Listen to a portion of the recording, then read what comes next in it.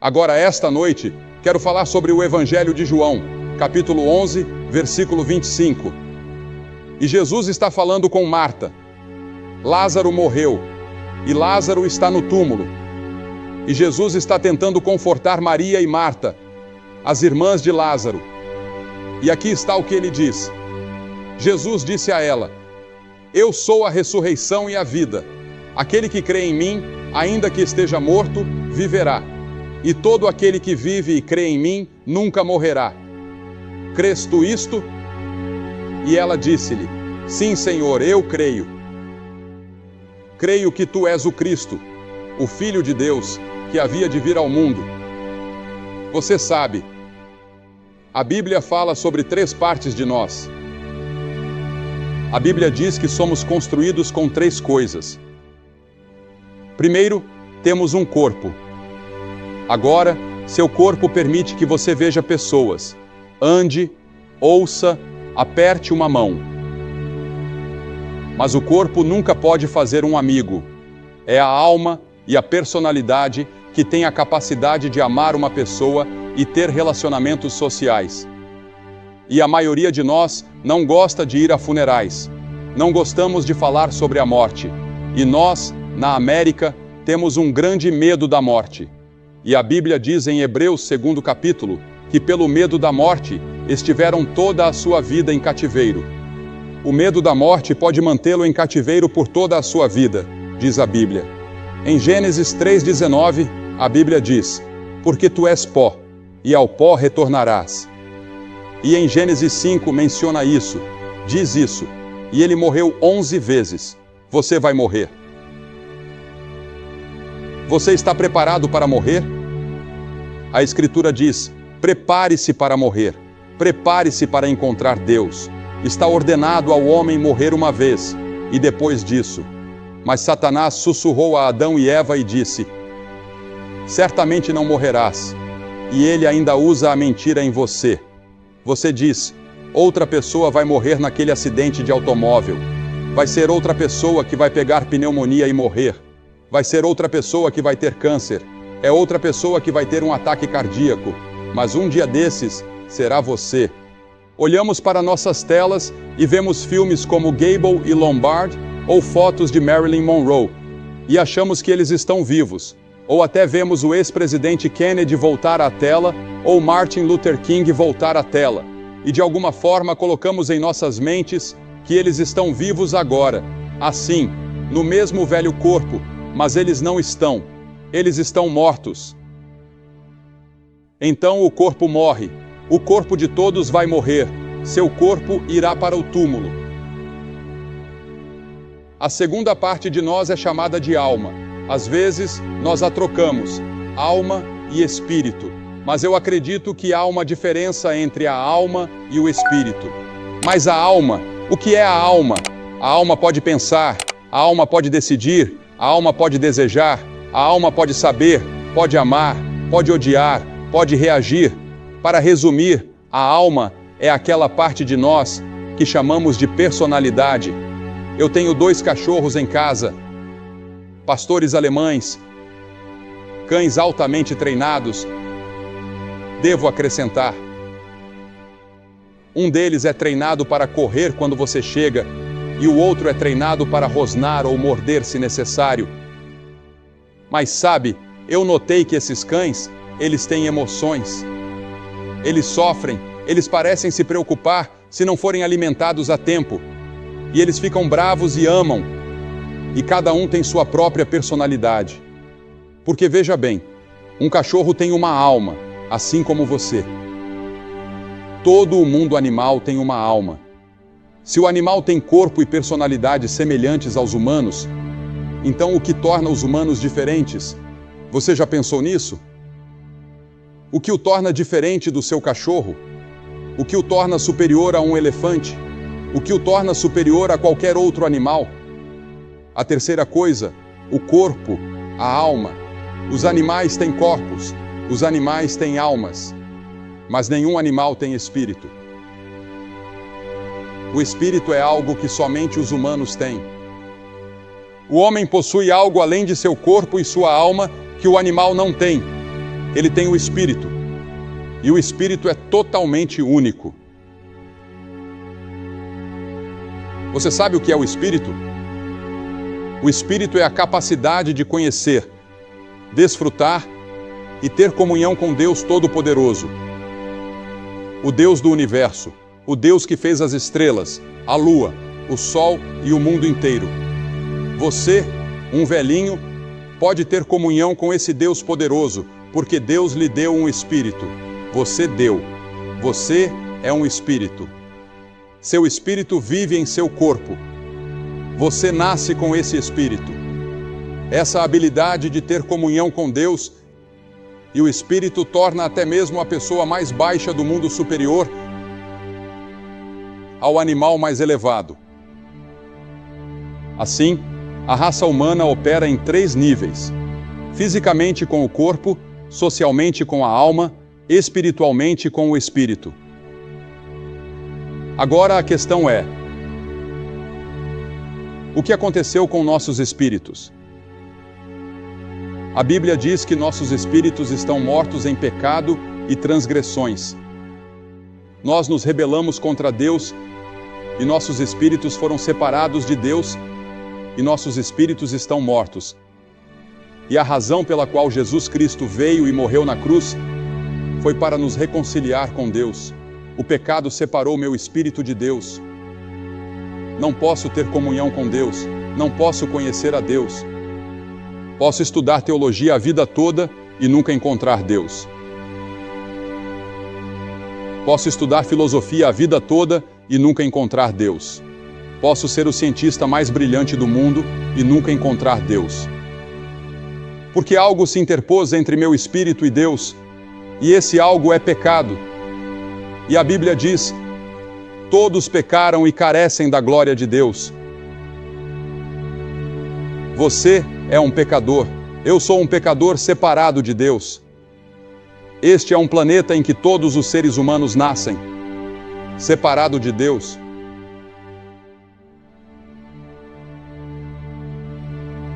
Você pode estar fisicamente vivo, espiritualmente vivo, mas espiritualmente morto. A Bíblia diz: aquela que vive em prazeres está morta enquanto vive. Há uma música country western este ano que tem um cowboy mais velho cantando para um mais novo. É disso que precisamos: cavalos mais rápidos, mulheres mais jovens, uísque mais velho, mais dinheiro. E é isso que o mundo é: vivos, mas mortos. Cavalos mais rápidos. Vivos, mas mortos. Muito parecido com o homem de quem Jesus falou, que era um homem rico, e ele disse: alma, descansa, bebe e alegra-te. Ainda tens muitos anos. Construa celeiros maiores.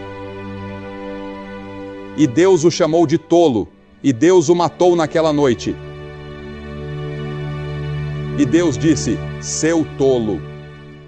Muitos de vocês pensam que têm anos e anos e anos e anos, e vocês não sabem que neste exato momento há um dia designado para vocês se encontrarem com Deus. E pode ser esta semana. Nunca sabemos. Nesta passagem que li, Lázaro, uma pessoa que Jesus amava muito, e um dos seus amigos mais próximos tinha morrido. E eu assisti na outra noite na televisão uma reprise daquele filme magnífico de George Stephens, A Maior História Já Contada.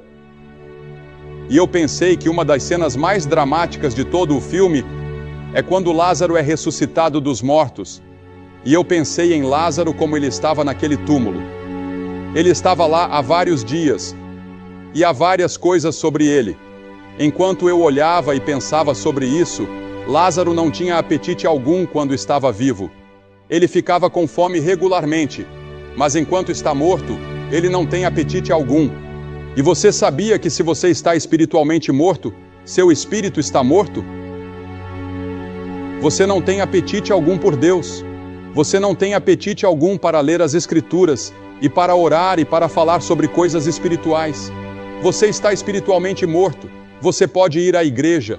Milhares de pessoas hoje pertencem à igreja que está espiritualmente morta. Elas realmente não têm apetite por Deus, por comunhão com Deus. E a segunda coisa sobre Lázaro que pensei foi que não havia atividade. Uma pessoa espiritualmente morta não tem atividade espiritual. Ela tem muita atividade física e atividade social, mas pouca atividade em nome do reino de Deus. Alguns meses atrás, minha esposa e eu fomos para a Guatemala com Luiz Palau, que está aqui esta noite. E logo após o terremoto, vimos devastação em uma escala que nunca vimos em nenhum outro lugar do mundo.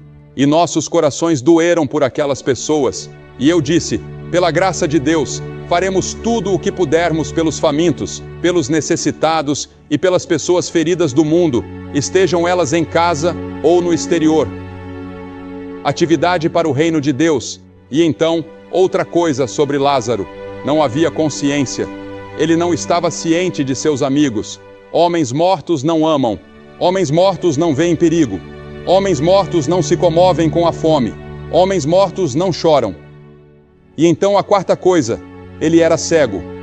E a Bíblia diz que nós também somos cegos. Temos cegueira espiritual. Seu espírito pode ser cego. A Bíblia diz que o Deus deste mundo cegou as mentes dos que não creem. Você é espiritualmente cego. E então a quinta coisa sobre ele era que ele cheirava como se estivesse morto há 4 dias. E eles disseram que ele já fede. Mas você sabe o que a Bíblia diz?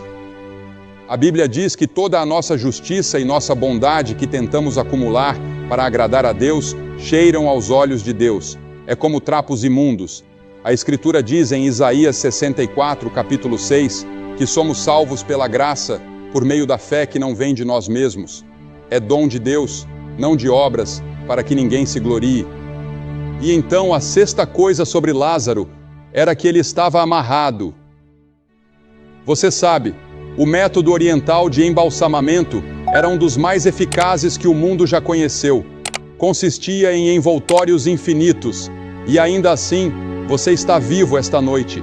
Fisicamente, você está vivo no que diz respeito à sua atividade social, mas você está preso e espiritualmente morto. Você está preso por hábitos e pecado. Johnny Cash falou há pouco sobre drogas e álcool, e os homens estão presos pela corrente do hábito. A luxúria e o pecado das drogas, a luxúria por dinheiro, a luxúria da carne, o orgulho da vida, pecados sexuais, tudo isso indica morte espiritual. Almamente, você está vivo. Fisicamente, você está vivo, mas seu espírito está morto para Deus. Você gostaria de ser vivificado esta noite? Totalmente, completamente realizado, totalmente vivo, espiritualmente? O que você pode fazer? Bem, vamos pensar. O que poderíamos fazer por Lázaro agora que ele está morto? Vamos dar-lhe um pouco de comida. Eles dizem, bem, o que precisamos fazer é alimentar a todos. Jesus não alimentou todo mundo quando veio. Você sabia que há milhares de milhões de pessoas famintas no mundo? Temos compaixão. Devemos fazer o que podemos, mas isso não traz reconciliação com Deus. Eles têm uma fome mais profunda, uma necessidade mais profunda a ser satisfeita, e essa é a necessidade de reconciliação com Deus. Você diz, daremos às pessoas uma moradia melhor. Tudo bem, devemos dar às pessoas uma moradia melhor. E eu sou a favor de tudo que possa dar uma moradia melhor às pessoas neste país e às pessoas em todo o mundo. Mas isso não traz o espírito de volta. O espírito está morto. O homem tem uma necessidade mais profunda. A maior necessidade do homem é a reconciliação com Deus. E foi isso que Cristo veio fazer na cruz. Você diz, bem, talvez eles precisem de mais entretenimento, mudar o ambiente deles, sabe? Muitos intelectuais hoje, eu percebo, estão ficando desiludidos com toda a raça humana. Eles estão desiludidos porque não conseguem entender que o problema da raça humana é um problema espiritual. O problema da raça humana não é um problema da alma. O problema da raça humana não é um problema físico. O problema da raça humana é um problema espiritual. O espírito do homem está separado de Deus. Ele odeia, ele mente, ele engana, ele luta, ele mata, ele faz guerra, porque seu espírito não está certo com Deus. Então o homem precisa endireitar seu espírito com Deus. Há uma grande coisa que um homem morto precisa. Você sabe o que é? Ele precisa de vida.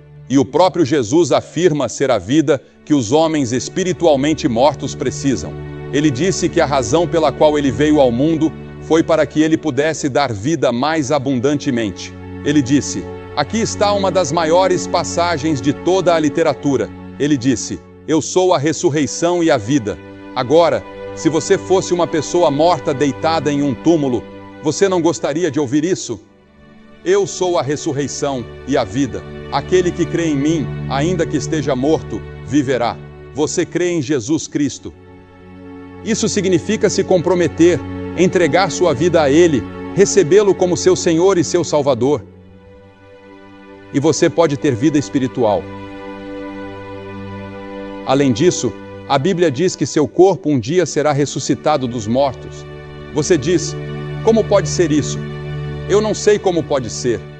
Eu só sei que a ciência diz que nenhum produto químico se perde no mundo hoje.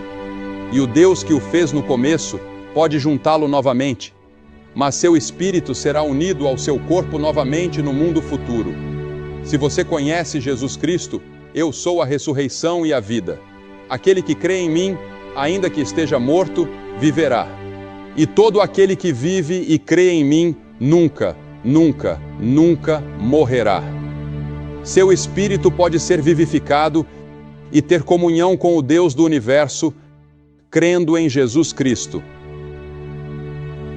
Agora, isso é essencialmente e basicamente o que o Evangelho é. E é por isso que é chamado de boas novas para o mundo.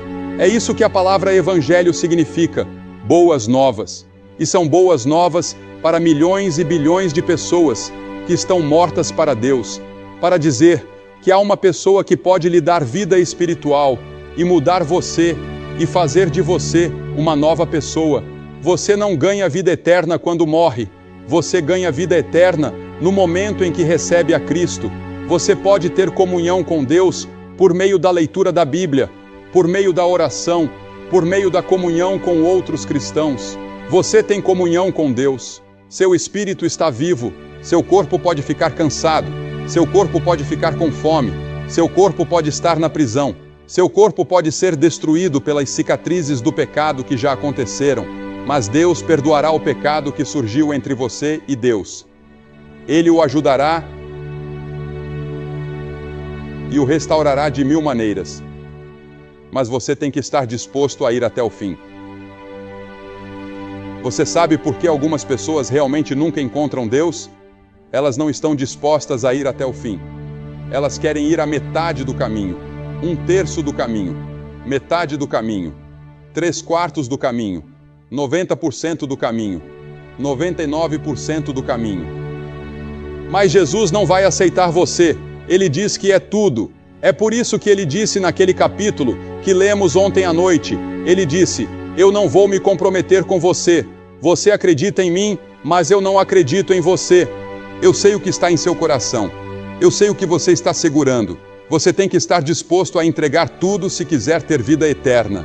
Então ele se virou e perguntou a Maria e Marta. Ele disse: vocês creem nisso? E Marta respondeu e disse: sim, Senhor. Eu creio que você é o Cristo, o Filho do Deus vivo que deveria vir ao mundo. E você sabe, Jesus fez uma coisa interessante. Ele chorou. E o versículo mais curto da Bíblia é: Jesus chorou. Apenas 3 vezes Jesus chorou. Ele chorou no túmulo de Lázaro. Ele chorou no Getsêmani, na noite anterior ao Calvário. E ele chorou pela cidade de Jerusalém, quando viu que Jerusalém o estava rejeitando como o Salvador. E ele chora esta noite, eu acredito, pelas grandes cidades da América, ao ver a grande maioria das pessoas o ignorando, continuando em sua morte espiritual, como dançando no Titanic antes de bater no iceberg. E ele chora. Há milhões hoje à noite no túmulo do pecado, há milhares aqui hoje à noite no túmulo do pecado. Você precisa ser despertado. Muitos de vocês estão presos a um hábito maligno, forte demais para quebrar, pior do que uma morte em vida. O que era Jesus? Resposta: Ele foi até o túmulo e disse: Lázaro, sai para fora. Você sabe por que eu acredito que Jesus chorou? Eu não acredito que Jesus queria chamar Lázaro de volta. Lázaro já estava no céu. Não acredito que Lázaro quisesse voltar. Você pega uma pessoa que morreu e foi para o céu por apenas 1 minuto, e ela vê a glória do céu. Por que você não poderia pagar a ela dinheiro suficiente em todo o mundo para fazê-la voltar? Você e eu choramos por eles. Eles não estão chorando, eles estão felizes. Seus espíritos estão felizes, em total comunhão com Deus, e eles são amigos. E a reunião e a felicidade que estão acontecendo ali. Jesus chorou, eu acredito, porque ele não queria ter que chamar Lázaro de volta, mas para que suas credenciais como o Messias fossem estabelecidas, ele iria ressuscitar os mortos. Então ele disse: Lázaro, venha para fora. Se ele não tivesse dito o nome Lázaro quando ele disse, saia para fora, cada pessoa que já morreu na história do mundo teria saído do túmulo. Então ele disse, Lázaro, saia para fora. E Lázaro saiu para fora. Mas Lázaro ainda estava amarrado nas roupas velhas. Jesus disse, solte-o agora.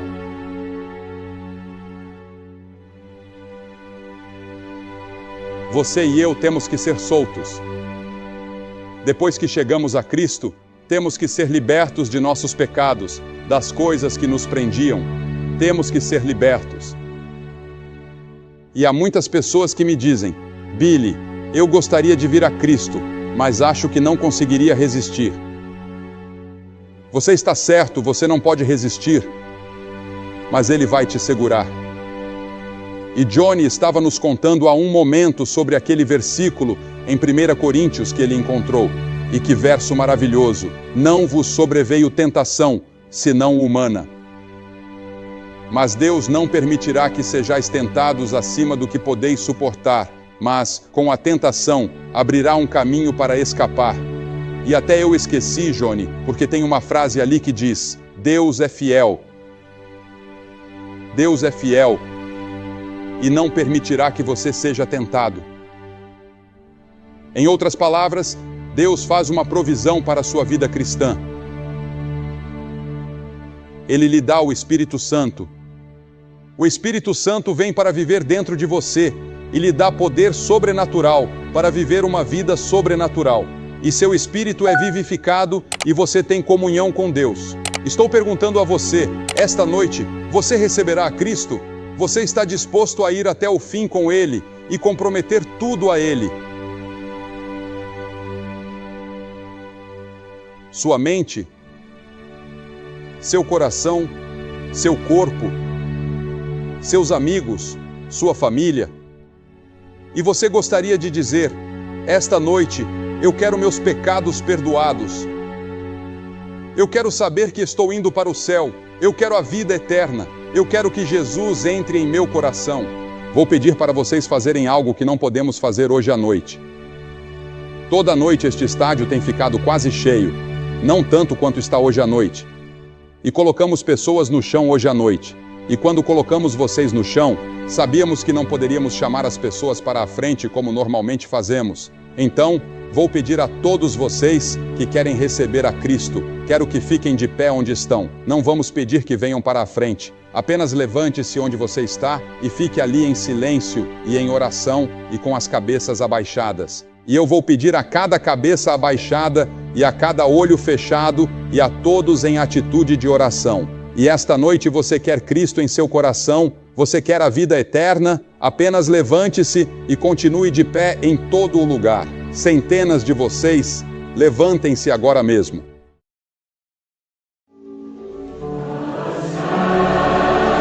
Oh